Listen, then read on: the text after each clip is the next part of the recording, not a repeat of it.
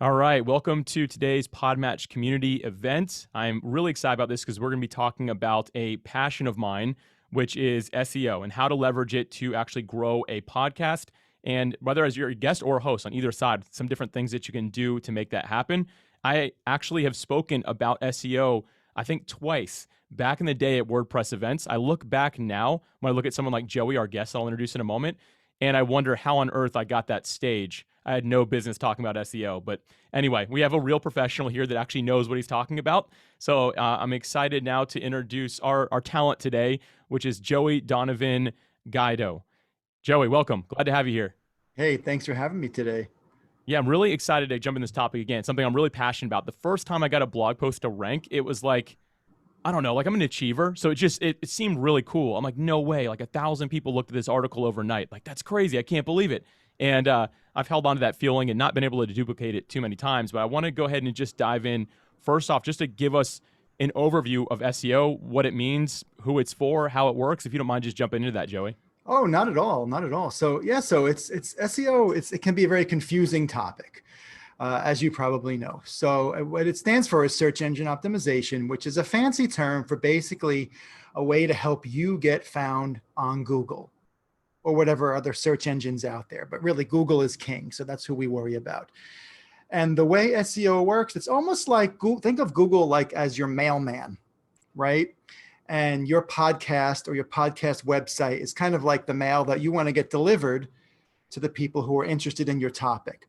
So through a certain amount of hard work, there's a methodology, SEO, which will help tell Google, hey, deliver this content to people who search for, like in my case, SEO in Madison, Wisconsin. That's where I'm based.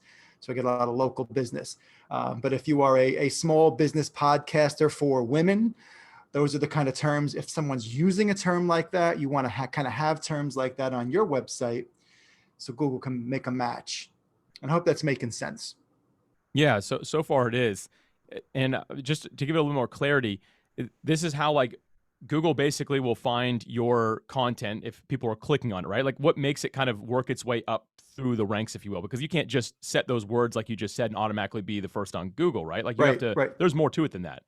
Yeah, sure. So it's very good. It's multi-layered. So one thing is, first and foremost, is understanding the keywords that you want and need to use, whether it's just for your podcast itself, whether you're in Apple podcast or any other medium. What are the keywords that you want to put in there, as well as on your website? I always encourage people, just kind of a side note, if you have a business that's associated with or benefits from your podcast, it's going to be more advantageous to kind of roll that podcast in to your main website, because one, the website authority of your main site will give you more viewers to your site and to your podcast, and anybody who's coming for your podcast in turn will also see what you do. But Alex, to answer your question, the first thing you do is you get your keywords that you want to use. And to do that, it's kind of, you don't want to guess. So you need to use a tool. My team and I, we use something called KW Finder, which you can use for free. It's very limited, but you can use it for free, or you can pay for like a month if you want to kind of just do a dump and get all the keywords you might need for a while. So beyond that, you're going to need fresh content to be published regularly. All right. So of course, for podcasters, that means your podcast itself. But hold on, because Google doesn't know if you've done a 1 hour long podcast that is just chock full of great content and maybe even some good keywords. Google has no idea what's in there unless you transcribe it or write really detailed show notes and overview and start to include those phrases in the show notes or in the transcription. So just having constant content go out there is important. What's also important is going to be having some written words, right? Some copy on the pages that you can put those keywords in as well. Okay, that makes sense. And I'm thinking about like Barbie had a great question here, like what's considered regular content to Google? Because that is a good point to bring up. Because I know that Google, if you just write one thing and that's it, it looks as that is expiring at some point, right? Like you need to constantly be updating content pieces and adding more. Is that right? What would you consider to be like regular for that? Yeah, that is 100% correct because there's something called a freshness factor. So when content is published, it doesn't necessarily go stale over time. It can still hold weight and have good SEO value. But if you're not constantly publishing, and when I say constantly, I mean once a week. Like if let's say you're including your podcast in a blog post, or if you're just blogging in addition to podcasting, one pod, one podcast and one blog post a week can do wonders in elevating what's called the website authority or the authority of your site or your podcast. That can be hard to do it week in and week out. I've tested it. I tested it once on purpose. I stopped blogging for 90 days and I went from first and second in ranking to like the bottom of page 1 and page 2. And all I did different was I stopped blogging. I tested it again, not wanting to when my wife got sick, and I stopped blogging for quite a few months and the same thing happened. But once I started blogging again, I don't have a podcast of my own. I'm just a guest on podcasts. Once I started blogging once a week regularly, I could see literally the climb back up the stairs to the top of page 1. And that's called fresh content.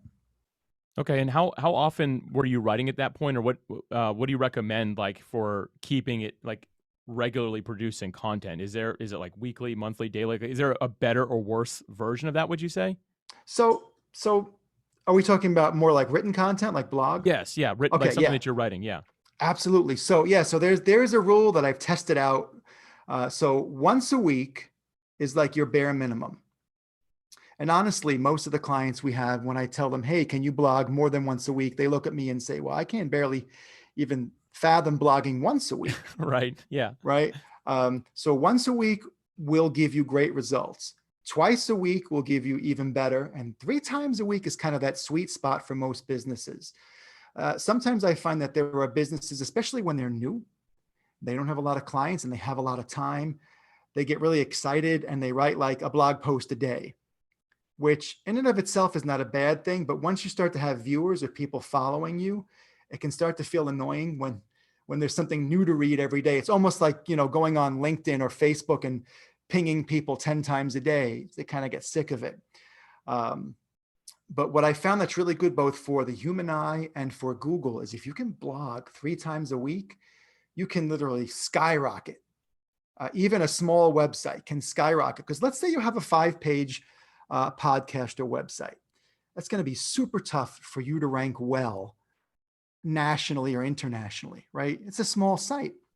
But all of a sudden, if you're blogging once a week, after a year, you've got 52 blog posts. That's technically 52 more pages, right? Those are like sub pages.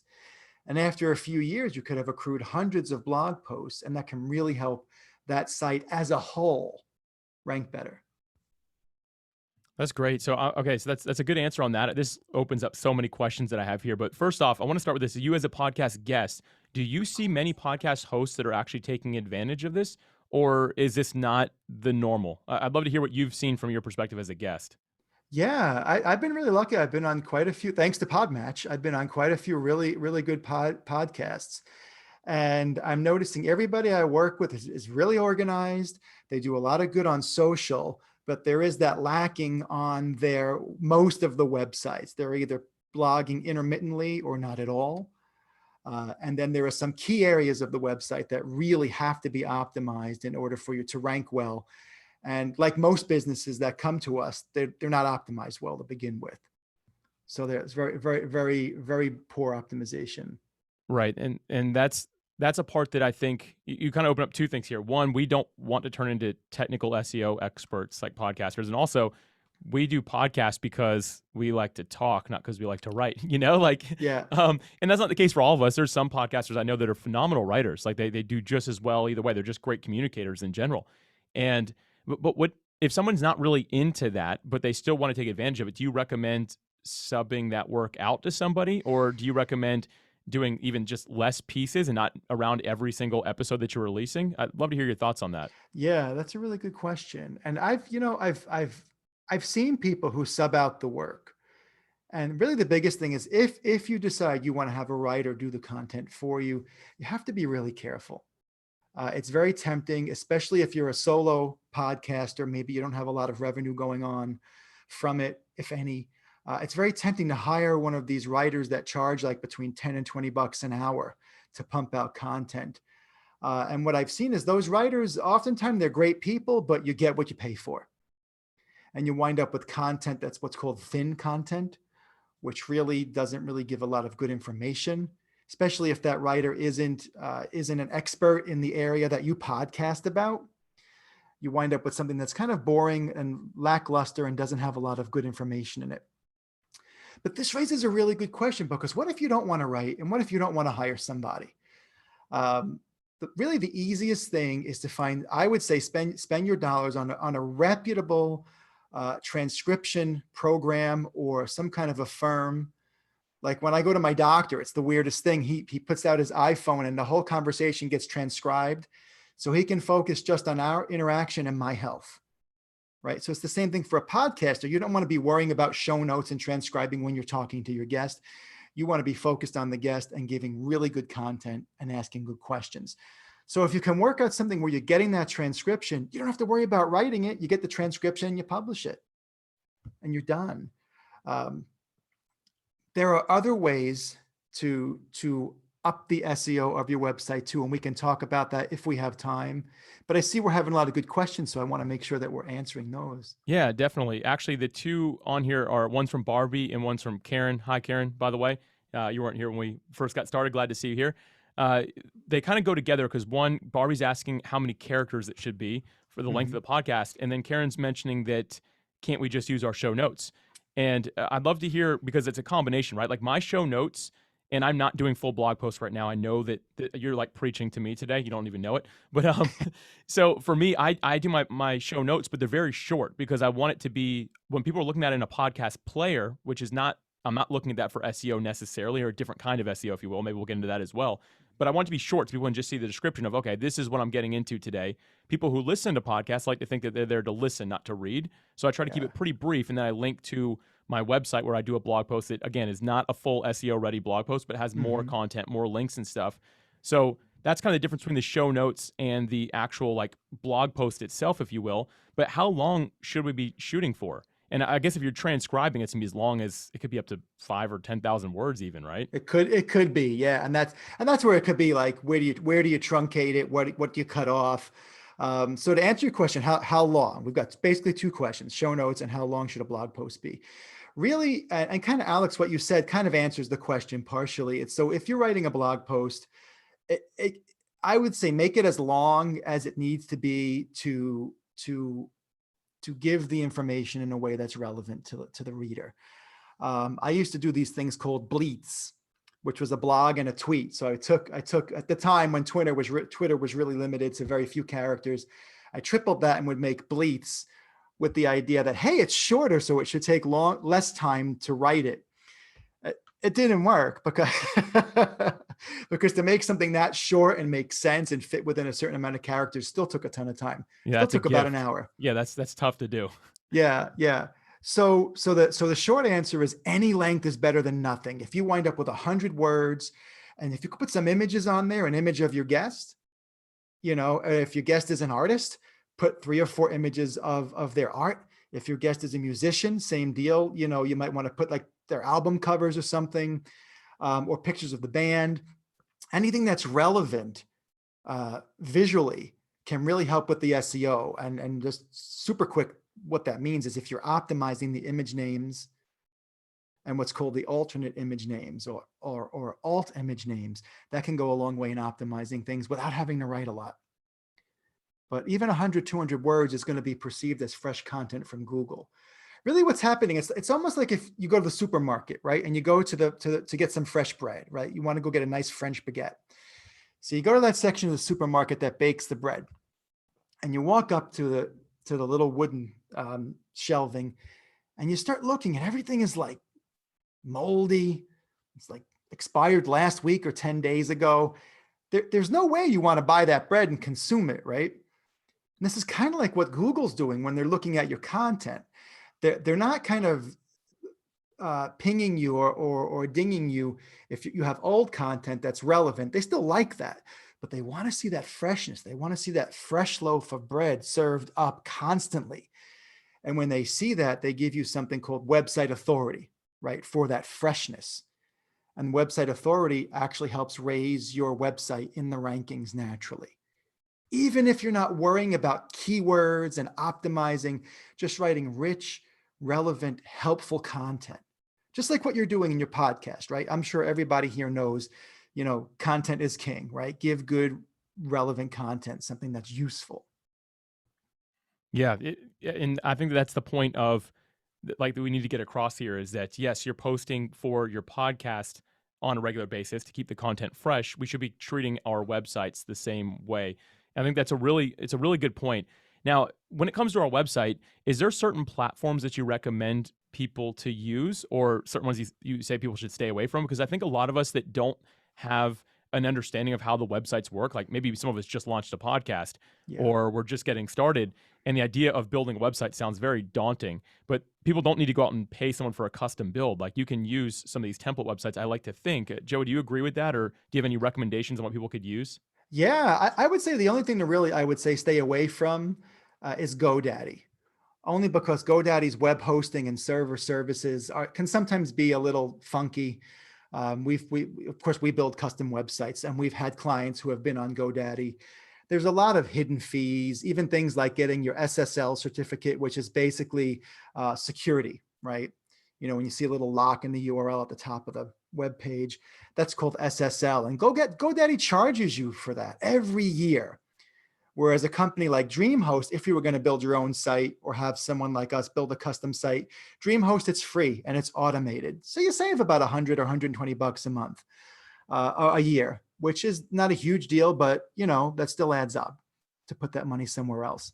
But yes, Alex, I would say if you're just starting out, listen, to build a custom website that's got SEO built into every nook and cranny is not cheap. It costs at least a few $1,000s.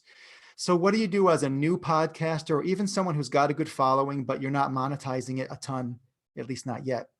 Something like Wix could be good. Even something like Shopify, if you're selling products also. It's no cost or low cost. Will the SEO be great? In the code, it might be. They might have streamlined code that reads well and loads well, but they're not going to do any of that SEO work for you. And if they say they're gonna, ask them, hey, what is it exactly that you're going to be doing? And then shoot me an email. I'm not kidding. Shoot me an email what they told you. And I will let you know if it's a bologna sandwich or if they're actually giving you good value. But yeah, there is no reason to spend a ton of money if you're just getting started, if you just want to get a website up. Wix is great. If you are technically inclined, you can build on WordPress. There are a ton of themes. There's a lot of instructional videos and like kind of content where they'll tell you how to load that up onto a web host. Again, I recommend DreamHost is really good. Bluehost is pretty good. They're a little cheaper than DreamHost. Same mother company.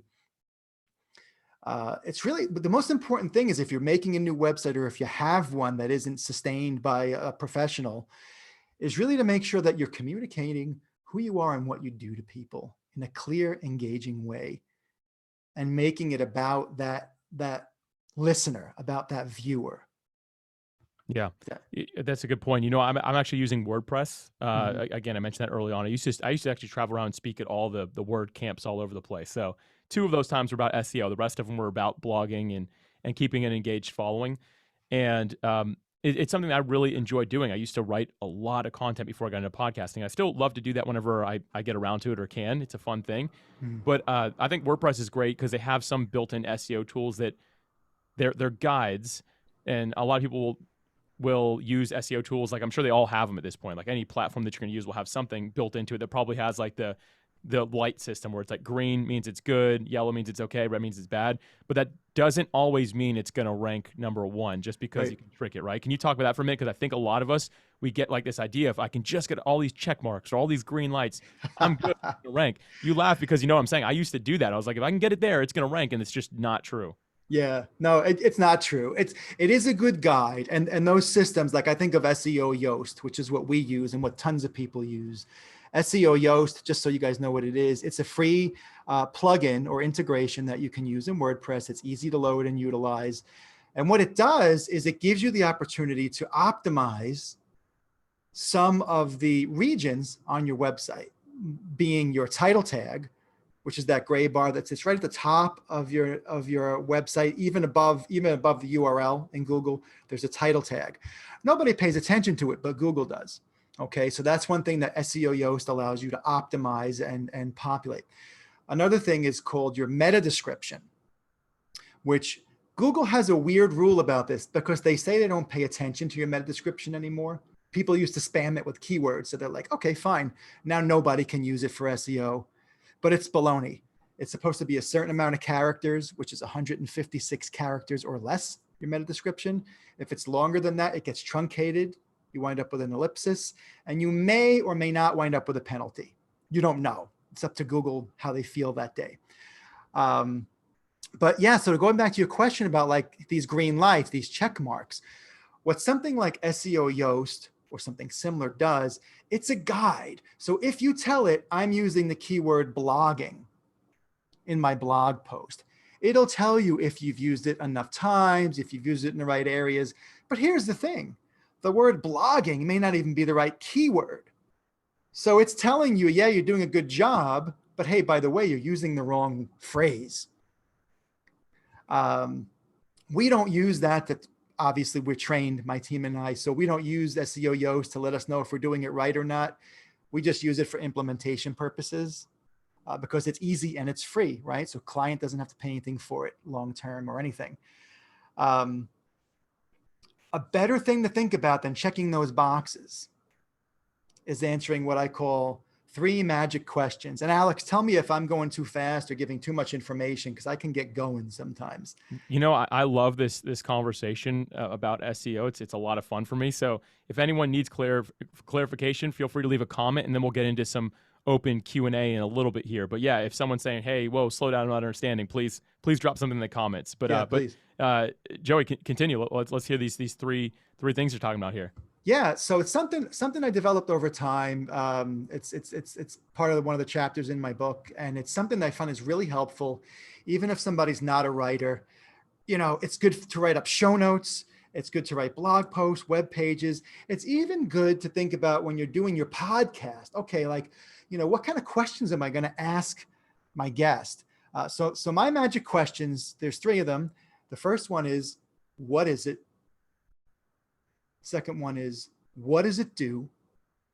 And the third question is, how does it help me? And how does it help me being the end user, the visitor, the listener, the client, the customer? So when we frame it out like that, what is it? What does it do? How does it help me? It makes it very easy to clarify something as simple as a paragraph of show notes or a 1,000-word blog post, because we're telling people, okay, it's a toothbrush. Okay, most people know what a toothbrush does. It helps me keep my teeth clean, right? It brushes my teeth. But what are the benefits, right? So the benefits of a toothbrush, okay, it removes food, it removes plaque, it helps prevent cavities and so on. So I know this kind of may sound silly, but when we get into certain more robust or complex things like software as a service, or SEO or web design, you know, web design isn't something that's the same no matter who does it for you. So what are the benefits? You might go to 10 people and the benefit is you wind up having a live site that people can visit, but nobody can find, which is a problem, right? So like the benefit of when we do work is that it gets found as well. So really your unique properties of your podcast or your business, you really need to make that customer facing. And when you're doing that in the content, it just makes for good SEO, because well-written content in and of itself is part of the SEO equation. That's good. And those 3 magic questions, what is it? What does it do? And how does it help me? I think that if you can answer that in anything that you're doing, that's going to be, like you're saying, really powerful, because more than anything else, even if let's just imagine it never ranks, anyone who finds it is going to find what they were looking for, right? Like, and that at the end of the day, leading with the value, I think, is the most important thing versus trying to trick some ever-changing algorithm that apparently can't be tricked anymore. So, or it's working its way there slowly. Yeah. But no, those are good questions. I think that's really important for us to be asking. And kind of going back to something, and then I'm going to shift gears here for a minute, but because we can go like really deep in this stuff, but I think I'm just going to give people a way to contact you, and we'll kind of talk about that at the end here, where people can kind of connect and they can go into deeper questions if they'd like to. with you directly so that everyone else isn't like, what is going on here? Because that's how SEO works. It gets really deep. Yeah. Everyone just checks out except for the one person who asked the question. But going back to this idea, let's imagine that we are using a transcription service for our blog post. Mhm. So writing a show notes for the players like Apple Podcasts, Spotify, all that, right? We're writing short notes with a link to the full transcription and other notes and things like that. By the way, something I really like, I think it's an affordable way to do it, is to use Descript. Script.com will transcribe it, and it lets you very quickly remove like filler words automatically and stuff like that. Like you can tell it to what to remove and edit your podcast at the same time. Very interesting service, and it's very affordable. So that's worth checking out for transcription. But let's imagine now I've got this giant blurb of text. Let's just say it's 4,000 words. I can't just drop that into a blog post somewhere and just leave it, right? Like I should break out my questions. Like there should be some sort of intentional work that goes into it to make it look like pleasant to the eyes and formatted in some way. Am I right in saying that? Yes. Yeah. I would advise, like, let's say you ask 10 questions. You'll remember which one got like a really great answer, right? Was a great dialogue with you and the guest. It could be as simple as, it's a couple things you can do. One is, let's say all 10 questions got answered really well. You could break those 4,000 words into however many, let's say it wound up being like, around 400 to 500 words per question, and break those into 10 different blog posts. And that's 10 pieces of content, and they can all push back to the main podcast, right? Or if it's a YouTube video as well, wherever you want to push people. Another thing you can do is, just think about, okay, what was the most important nugget that came out of that 1 hour conversation with my guest? And just say that, hey, we did this podcast. You want to listen to the whole thing? Here's the link to it. And if you don't want to watch the whole thing, here was the biggest learning for me, and just share that. It's kind of tough because if you're talking for an hour, you're right, there might be tens of thousands of words. So it's like, how do you break that out? And I don't know if some of these transcription services will give you notes, like to highlight, okay, this was question 1, this was question 2, or if you got to kind of run through it yourself. Yeah, I think that tech is being worked on. I know one guy who's building a company that does that. It's supposed to automatically pull out your questions as the host and the guest response, and start like changing in like H2 font, so making it like bigger font where the question is to separate it. So someone who's working on that service, and it will also be affordable, but I don't think that tech quite exists yet. Okay. But when that happens, that's gonna be beautiful, because then you need the website, but now you have something to share on it that's gonna help you rank a lot better, I believe. So I'm glad you shared on that point. And Joe, anything else on that before I kind of shift gears here now?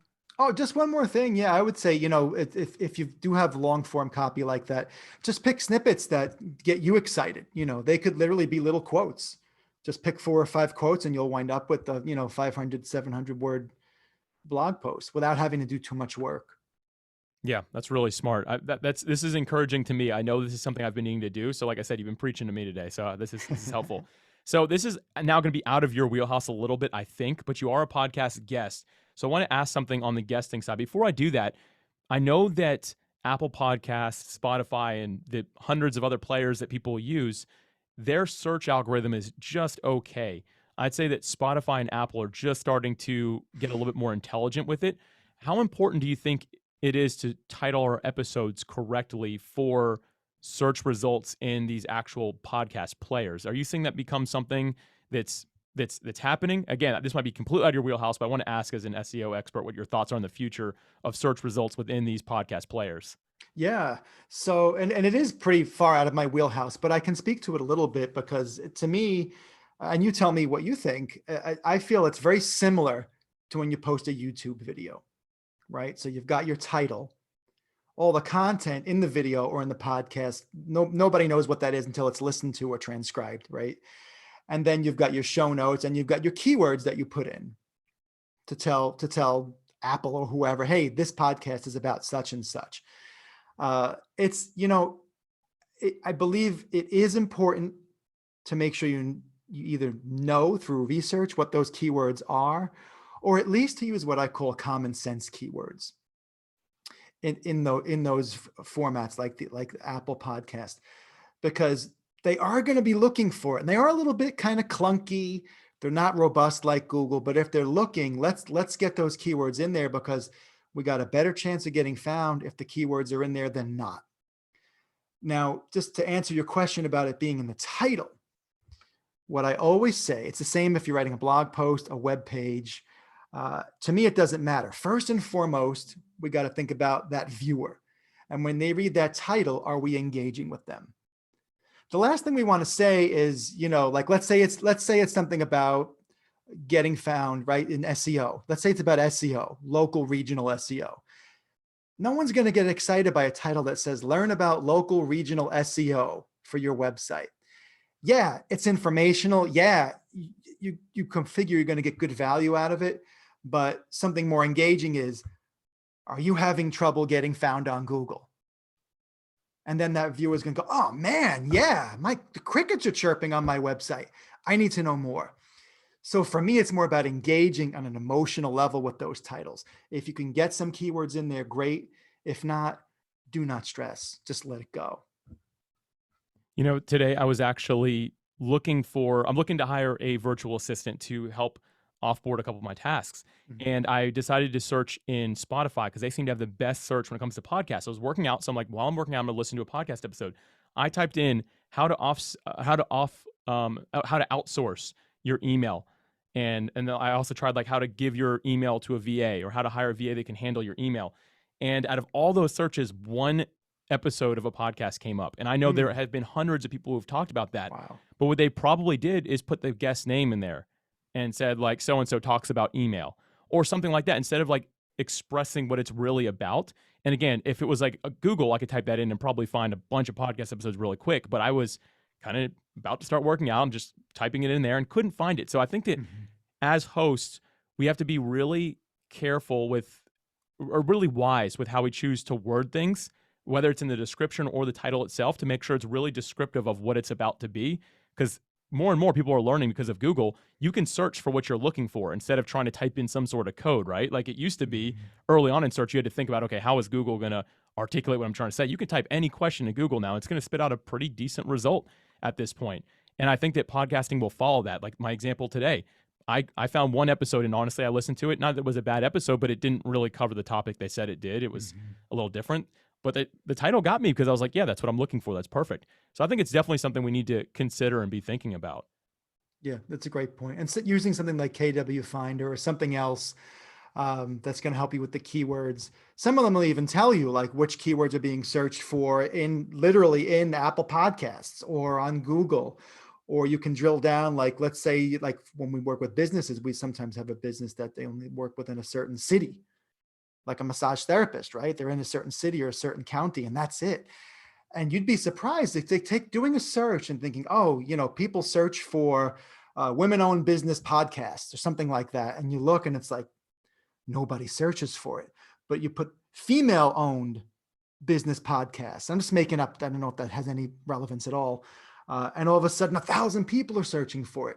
So using a keyword tool will really help you, like you're saying, Alex, decide what keywords do I want to put in there? What do I want to be in the title that's going to get found by some of these queries, right? Those keyword things you're talking about. Can you talk about these tools just for a moment, just so everyone understands like what these are? Because literally if I'm not mistaken, you type in a phrase or a word and it'll tell you like basically here's who's searching for it. Yep. That's kind of how it works, right? And here's the thing. If people are searching for on Google, more than likely it's also on podcasts. But I just want to make sure everyone understands what those are. And can you name off a couple more that you'd maybe recommend or that you've seen? Absolutely. And you're 100% right, because think about it. The human brain doesn't discern, I'm on Apple Podcasts. Now let me put on that cap and search this way.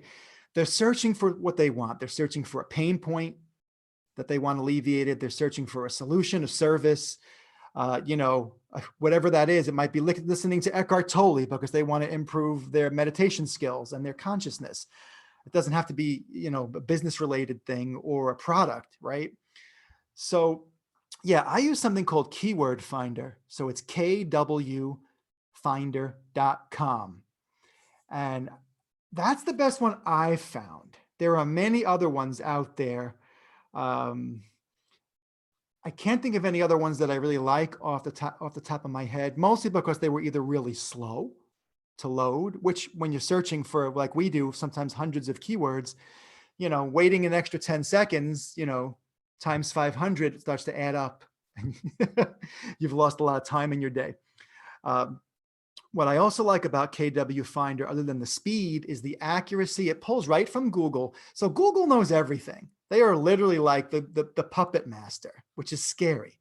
But they pull data right from Google. So when you search something in, like for something like SEO, New York, Google knows exactly how many people have searched for that term over a 3-month, 6-month, 12-month period. KW Finder knows that as well. It pulls it from Google. And then it shows you a ton of metrics like, hey, how many people, literally how many people searched for it? 500, 1,000, 10? How much competition is there for that phrase? And competition is really important. If you've got two phrases, right? One that gets 50 searches a month and one that gets 5,000. And the one that gets 5,000 a month has a ton of competition, meaning like you're up against Mike Tyson. For those of you who are old enough to know who Mike Tyson was, you're going down. You got no chance against anybody who's like competing in that realm with those 5,000 search queries a month. But the one that's got 50, nobody cares about because only 50 people search for it. And you take a look and your competition is low. And it's like, you can own that. And I don't know about you, but like 50 new listeners a month, 50 new potential customers a month, that's a lot. That's great. 100%. I couldn't agree more. I think that's so wise. I think that many of us, we look at the big numbers and we're like, ooh, I want that. And yeah, it would be great. But really the low hanging fruit is the ones with 50, 100 people that have very little competition. These tools you're talking about, they show, most of them will estimate what your competition is going to be if it's difficult. And I remember the first time I got a blog post to rank, that's exactly what I did. I took a phrase that it had like 2,000 people searching it every month, and there was no competition. I was like, I'm just going to try writing a great piece around this. It was actually a John Maxwell quote. And I was like, I'll just see what happens. And for like 5 or 6 years, I ranked the highest of that. And it must have brought in over that time, like 100,000 people to my website.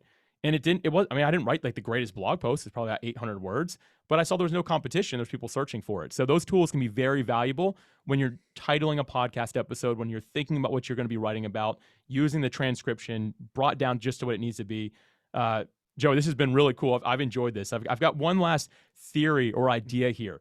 There are a lot of podcast hosts that just don't want to get into this. They're not going to do the SEO. They're not going to do the blogging stuff. They just do their podcast. And that's fine if that's what they decide they want to do. But as the guest, this is just an idea I had. What if I decided, because I was on that podcast, to get the permission, of course, but they gave me permission to write a blog post about that episode and do my own, take the transcription myself and put it on my website, in my blog, saying, here was an episode I was a guest on, talked about this, and just like a little write-up about it. Do you think that that would be a cool idea for, one, it helps the podcast, but also you because you're the guest on it? Have you seen anyone doing that idea, or what are your thoughts on that? I haven't seen anybody doing that, but I think it's a good idea, though. And it's even without the transcription, if you just talk about your experience and some of the things, some of the questions you answered, that might be a lot of work for the guest. But oftentimes what I'll do is I'll write a post and just say, I was honored to be on such and such's show. And here's some of the things we talked about. And I just list off 5 to 10 sentences on the major topics. And usually that's in the show notes anyway, or, it's something that I've jotted down as we went along, or, it's not like I'm talking about a different topic every single time. Right. So it's not rocket science. And then what I'll do is I'll either, put a link right in there to the podcast. And you're right, that will help the podcaster as well, because I have a backlink going to his website, and that helps you have some fresh content as the guest. What I'll do more often for myself as a guest is I will post that stuff on social, and then one, it shows that I'm active and I'm lucky enough to be a guest on people's podcast. It gives people an opportunity to watch it, and again, it also kind of helps that podcaster. It's a nod to them and a thank you to them for, hey, thanks for having me on the show. Let me do some publicizing for you. Something else just came up though, but I want to make sure I address all your questions. Yeah. No, that's really, I think that's phenomenal what you said. So what I do is I have a press page. I'll even put it in the show, or sorry, I said show notes here, in the chat here. I'm a podcaster, so show notes is just usually something I say. But anyway, I just put in the notes here, and I just have a press page. I don't go into much detail. I just have a little bit of detail about the podcast I was on, and it does some backlinking to the actual podcaster, which I think I don't have like the most authoritative website, but it helps out a little bit, I like to think. At the very least, it might get a few people to click over to go hear the interview. So that's what I'm doing right now. And I'm pondering doing something a little bit longer than that, even because it's very short right now. But just an interesting idea. And I want to now find out, actually, real quick, do you have any final thoughts? Because I'm about to open this thing up to everyone for some open Q&A, which people can unmute to talk about. But do you have anything final that you want to share with us before I close that out?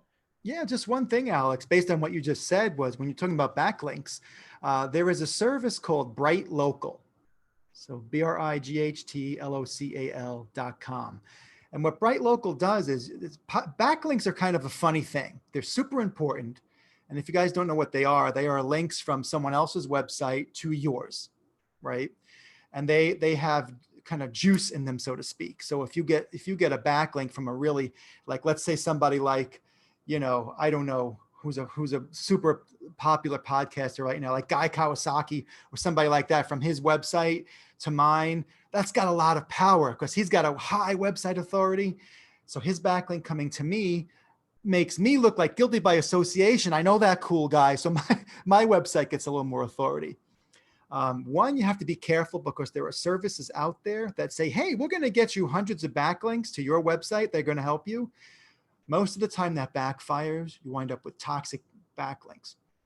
So what you can do is go to brightlocal.com. It's very inexpensive, costs you a couple $100, and you can start to pick what's called citations, which are essentially directory listings on things like Yahoo, Bing, Google, and a lot of really small search engines and directory listings. And that's a natural, organic, legitimate way to start to get backlinks coming back to your site. And when Google sees more backlinks, they give you a little bit more credit and you start to get a little bit higher website authority, which helps you rank better. Very cool. I'm glad we got to touch on that a little bit. My claim to fame, by the way, is I have a backlink from Seth Godin on his blog, which to me was like I wanted to screenshot it and print it on I'm a huge fan. So I wanted to print it and put it on my wall. But anyway, that did help me quite a bit. Anyway, Joey, we're about to open this thing up to Q&A. We're going to stop recording before we do that. But real quick, can you tell us where we can find out more about you? And real quick, the Joey Donovan Guido website, it looks like the clock behind you. I just thought that was really cool. So anyway, I'll let you talk about that. Tell us where we can find out more. Cool. Yeah. Well, I designed the website before the clock, but yeah, the clock cool. Just fits into the whole color scheme. So yeah, so really the best place to go if you want to get in touch or learn more, it's to go to CuppaSEO.com. CUPPA, S as in Sam, E as in egg, O as in orange.com. And I spell it out because even though I live in Madison, Wisconsin, I'm from New York, and I realize I have a thick New York accent. So you just go there and get in touch anytime. If you've got a question, feel free to reach out. All right. Well, good stuff, Joey. Thanks so much again for being here. We're going to open up Q&A for everyone else now, but I really appreciate you, man. My pleasure.